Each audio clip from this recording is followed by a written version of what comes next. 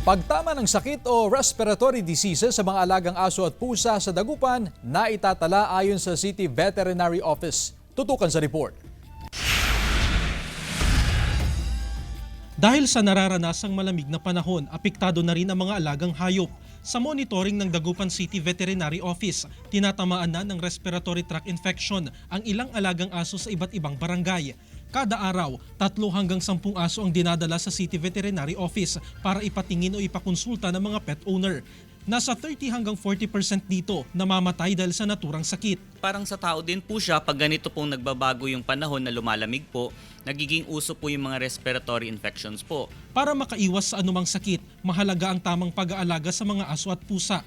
Ano po, tamang alaga lang po, tsaka tamang pagkain, tsaka yung tubig nila. Tapos may ano po sila yearly na vaccine na ay. Panawagan ng City Vet sa mga pet owner na agad dalhin sa kanilang opisina ang mga alagang hayop na nagkakasakit. Bukod sa libreng check-up, mayroon ding mga libreng gamot.